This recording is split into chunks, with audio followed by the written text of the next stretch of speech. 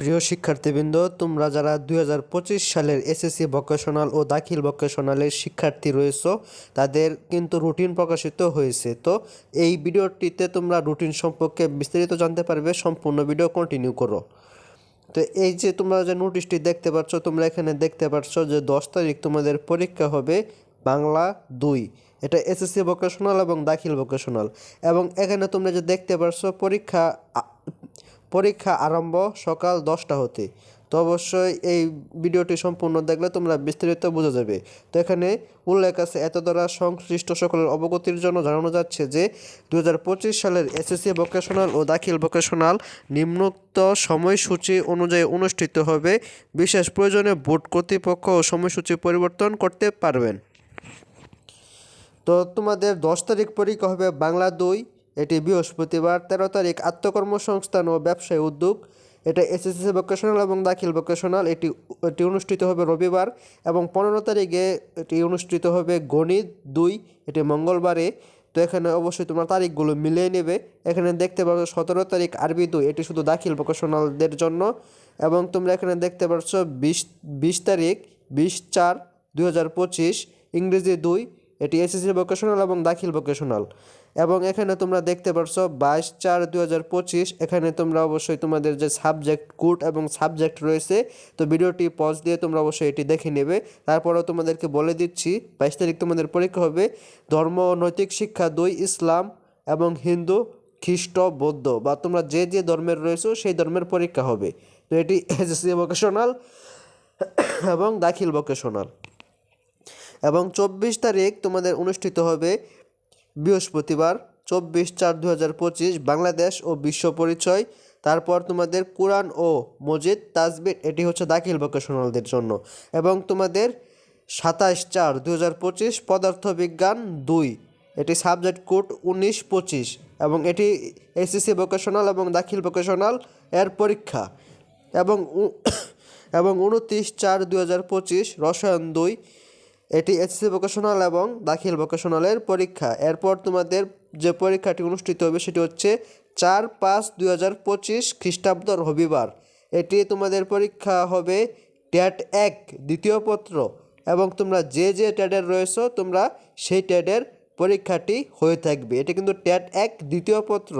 তোমাদের কিন্তু যে ট্যাট বই রয়েছে এখানে কিন্তু দুটি ভাগে ভাগ করা থাকে। তোমরা ক্লাস 9-এ প্রথম পত্র এবং ক্লাস 10-এ দ্বিতীয় পত্র।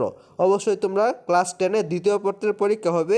তো এখান থেকে তোমরা তোমাদের ট্যাট যে রয়েছে, তোমরা এখানে তোমাদের যে ডিপার্টমেন্ট বা যে সাবজেক্ট রয়েছে তোমরা এই সাবজেক্টটি এখান থেকে তোমরা এই মিলিয়ে নেবে, তাহলেই হবে। এটি পরীক্ষা হবে 4/5/2025। এখানে আবার 6 তারিখ পরীক্ষা হবে ট্যাট 2 দ্বিতীয় পত্র। তো অবশ্যই তোমরা এই যে সাবজেক্টগুলো কোড রয়েছে, তো এখান থেকে তোমরা এইগুলো মিলিয়ে নেবে। তো আশা করি তোমরা এই বিষয়গুলো তোমরা বুঝতে পেরেছো। এবং তোমাদের যে 8 তারিখ 8/5/2025 খ্রিস্টাব্দ বৃহস্পতিবার ঐচ্ছিক বিষয় যে কোনো একটি উচ্চতর গণিত 2 অথবা হিসাব বিজ্ঞান, ভূগোল ও পরিবেশ অথবা কৃষি শিক্ষা, এটি হচ্ছে মূলত অপশনাল সাবজেক্ট কৃষি শিক্ষা। এটি শুধু এসএসসি ভোকেশনালদের জন্য 8/5/2025 খ্রিস্টাব্দ বৃহস্পতিবার এটি অনুষ্ঠিত হবে। এবং ঐচ্ছিক বিষয় যে কোনো বিষয় এটি দাখিল ভোকেশনালদের জন্য যে কোনো উচ্চতর গণিত, কৃষি শিক্ষায় ইসলামের ইতিহাস বা বাংলাদেশ ও বিশ্ব পরিচয়। তো এখান থেকে তাদের যে অপশনাল সাবজেক্ট এটি তোমরা মিলিয়ে নেবে। এবং তোমাদের যে ব্যবহারিক পরীক্ষা এটি কবে থেকে শুরু হবে? ব্যবহারিক পরীক্ষা গ্রহণ এটি হবে 10/5/2025 খ্রিস্টাব্দ হতে 18/5/2025 খ্রিস্টাব্দ পর্যন্ত। এটি কিন্তু ব্যবহারিক পরীক্ষা গ্রহণ করা হবে এই সময়কালের মধ্যে। এবং তোমাদের ব্যবহারিক পরীক্ষা হওয়ার পর তোমাদের যে অনলাইনে নম্বর প্রেরণ এটি হবে 15/5/2025 হতে 23/5/2025 খ্রিস্টাব্দের মধ্যে। এটি তোমাদের না, এটি যে তোমাদের পরীক্ষা নিয়ে থাকবে এটি হচ্ছে তাদের কাজ। এবং তোমাদের যে বাস্তবিক প্রশিক্ষণ এটি হচ্ছে বাস্তবিক প্রশিক্ষণে অংশগ্রহণ 19/5/2025 খ্রিস্টাব্দ হতে 26/6/2025 খ্রিস্টাব্দ পর্যন্ত। এবং এটি সময়কাল কিন্তু এটি বাস্তবিক প্রশিক্ষণের সময়কাল হচ্ছে 19/5/2025 খ্রিস্টাব্দ হতে 26/6/2025 খ্রিস্টাব্দ পর্যন্ত। এবং অনলাইনে নম্বর প্রেরণ 27/6/2025 খ্রিস্টাব্দ হতে 30/6/2025 খ্রিস্টাব্দের মধ্যে। তো এখানে যে নির্দেশনাবলী তোমরা দেখতে পাচ্ছ এগুলো তোমরা একটু পরে নেবে, তারপরে তোমাদেরকে আমি বলে দিচ্ছি তোমাদের সুবিধার্থে। এই বিষয়গুলো খুব খুব ইম্পর্ট্যান্ট। যদি তোমরা এই বিষয়গুলো তোমরা যদি স্কিপ করো তাহলে তোমাদের পরীক্ষা হলে তোমাদের একটু সমস্যা হবে বা বিভিন্ন সমস্যা ফেস করতে হবে। তোমরা তোমাদের যেহেতু ক্লাস 9-এ তোমরা পরীক্ষা দিয়েছো, বিষয়গুলো তোমরা অবগত আছো, তারপরেও তোমাদেরকে এই বিষয়গুলো আবারও অবগত হওয়া দরকার। তো এই বিষয়গুলো যে নির্দেশনাবলী, এটি হচ্ছে প্রশ্নপত্রে উল্লেখিত সময় ও পূর্ণমান অনুযায়ী পরীক্ষা অনুষ্ঠিত হবে। তাত্ত্বিক অথবা ব্যবহারিক অংশে রেফার থাকলে তাত্ত্বিক ও ব্যবহারিক উভয় অংশে পরীক্ষা দিতে হবে এবং পৃথকভাবে পাশ করতে হবে। পরীক্ষার্থীদেরকে পরীক্ষা শুরুর 30 মিনিট পূর্বে পরীক্ষা কেন্দ্রে আসন গ্রহণ করতে হবে। পরীক্ষার্থীগণ পরীক্ষায় সাধারণ সায়েন্টিফিক ক্যালকুলেটর ব্যবহার করতে পারবে না। পরীক্ষার্থীগণ পরীক্ষায় সাধারণ সায়েন্টিফিক ক্যালকুলেটর ব্যবহার করতে পারবে। সাধারণ যে ক্যালকুলেটর রয়েছে সায়েন্টিফিক, এগুলো ব্যবহার করতে পারবে। কেন্দ্র সচিব ব্যতীত কেউ পরীক্ষা কেন্দ্রে মোবাইল ফোন আনতে ব্যবহার করতে পারবে না। সেই ক্ষেত্রে কেন্দ্র সচিব কেন্দ্রে ক্যামেরাবিহীন সাধারণ মোবাইল ফোন ব্যবহার করবেন।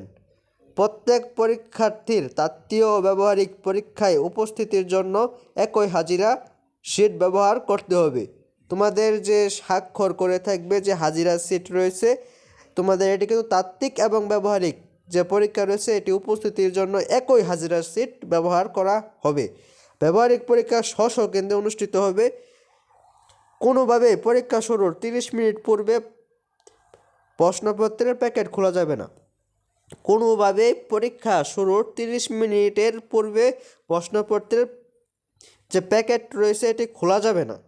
তো এই ছিল দিক নির্দেশনা তোমাদের এসএসসি ভোকেশনাল যে পরীক্ষা রয়েছে, এটি হচ্ছে যে দিক নির্দেশনা।